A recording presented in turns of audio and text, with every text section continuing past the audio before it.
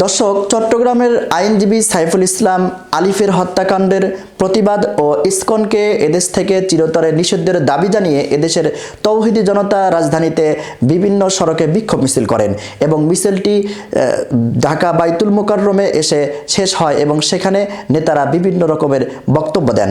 চলুন ভিডিওটি সরাসরি দেখি। গতকাল আমরা দেখেছি চট্টগ্রামে আইন লঙ্ঘনকে আবারও কলুষিত করে ইসকনের নামে উগ্রবাদী সন্ত্রাসী গোষ্ঠীরা জবাই করে আমার প্রিয় ভাইকে শহীদ করেছে। এই হত্যাকারীকে দৃষ্টান্তমূলক শাস্তি দিতে হবে। বাংলাদেশের মাটি থেকে নিষিদ্ধ করতে হবে।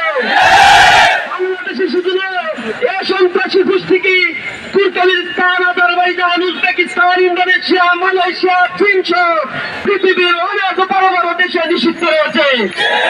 সন্ত্রাসী গোষ্ঠী সুতরাং স্বাধীন বাংলাদেশে মুসলিম উম্মাহের এই সম্প্রীতির এই বাংলাদেশে স্বাধীন সুলতানি